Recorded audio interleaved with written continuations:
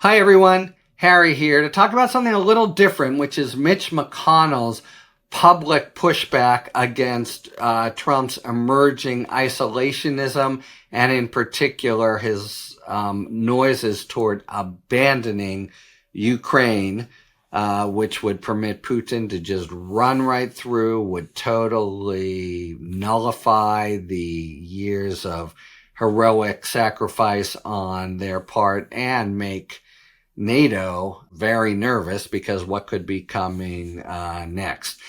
Point number one is just that he's doing it with this long essay in Foreign Affairs magazine. So that's like, on the one hand, going to a ton of trouble. On the other hand, it's a little bit poignant because it illustrates that he doesn't really have the kind of cards that the leader or the former leader of the Senate should have, and one who's carried a lot of water for Donald Trump, especially on the Supreme Court, that, either to some sullied his reputation, to others made his reputation, but he's been in there, and it really has this feel that like he's been left behind. He's not only is he not down the middle MAGA type, but he's one of the 4 or 5 handful of senators who might actually depart from Trump on issues like, do we need full airing of background nominees?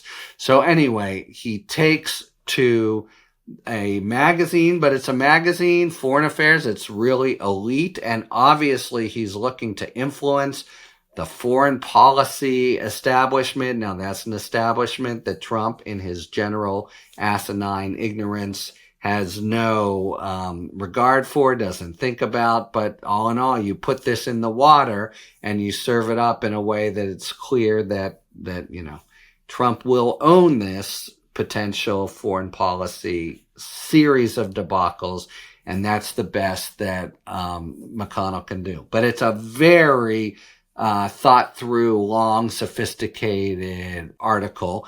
And the basic idea is, Trump, it looks like you're really just going to let Putin have his way in Ukraine and focus completely on our competition with China. Now that's, some noises from 2025.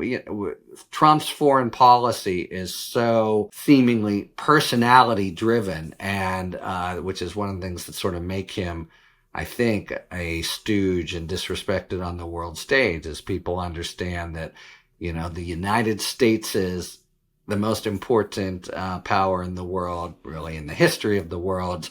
Support or opposition is determined by who sucks up to Trump most effectively, and that's the what you need to do. So the Foreign Affairs, let me just give you a few of the highlights from it. First, he says, look, things have changed here. And we've got Russia, we've got Ukraine, we've got Iran, which is still undeterred in his campaign to destroy Israel, and we've got North Korea. We've got the bad guys, and in some ways their plans have advanced and gotten more dangerous.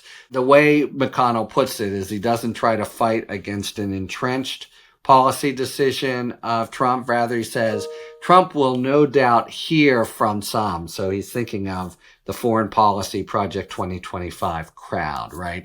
That he should prioritize a single theater and downgrade U.S. interests and commitments elsewhere. And they'll be arguing for focusing on Asia at the expense of interests in Europe or the Middle East. Now, Republicans in past administrations have had philosophies and accounts of U.S. interest and accounts of when we should and when we shouldn't intervene in problems around the world, the neocons and the like.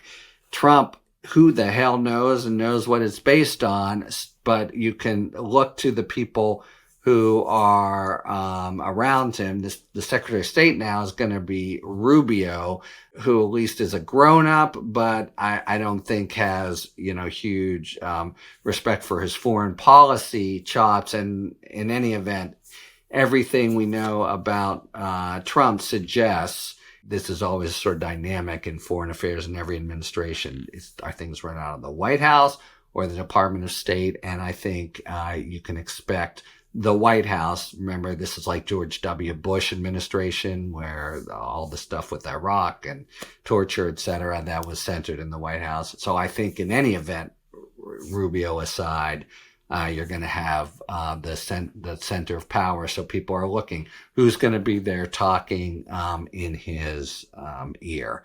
So he builds to a general point, does McConnell, that you're going to face calls from within the Republican Party, your friggin' MAGA crazies whom you've let loose on the world and the country, to give up on American primacy. It's so sort of part of the kind of cavalier contempt that Trump shows for things around the world. If they don't pay more, we're not in there, he would say about NATO, or he loves to threaten basically withdrawal or taking the U.S. ball and going home.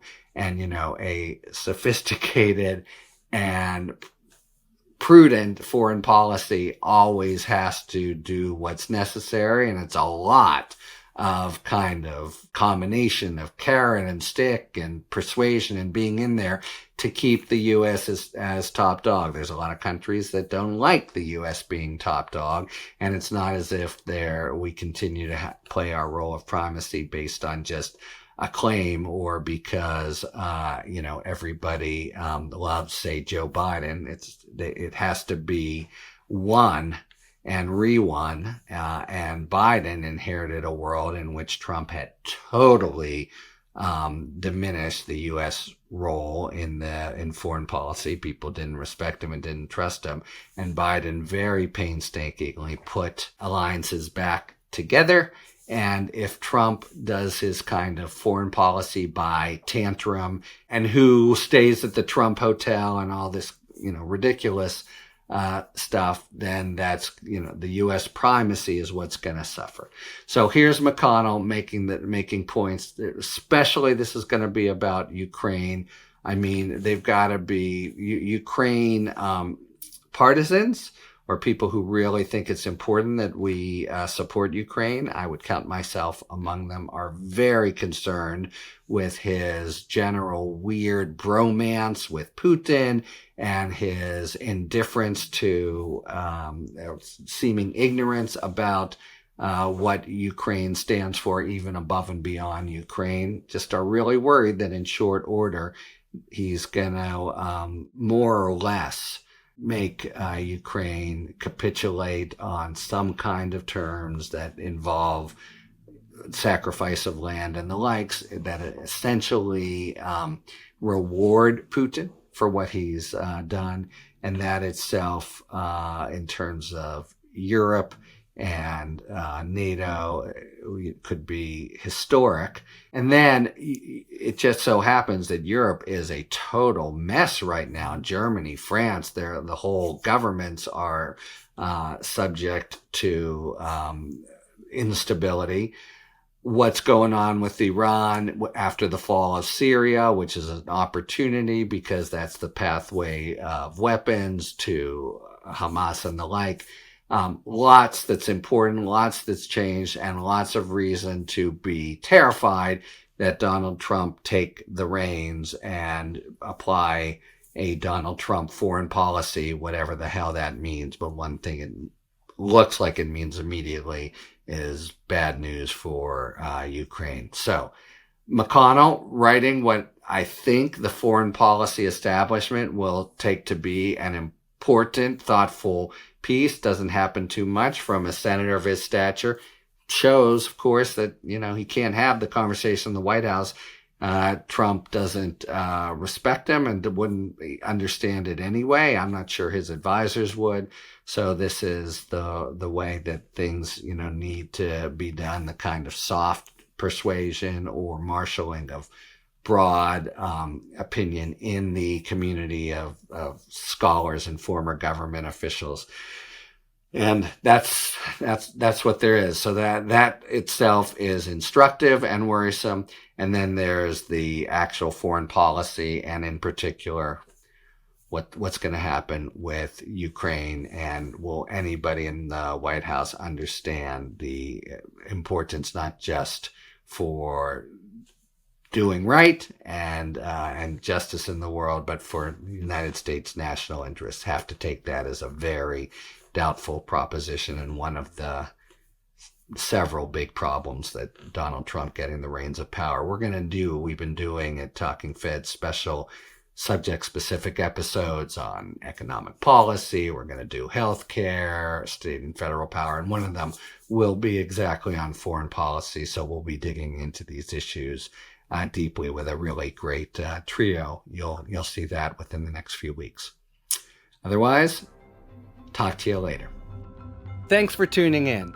If you enjoyed this video and other Talking Feds content, please take a second to like and subscribe.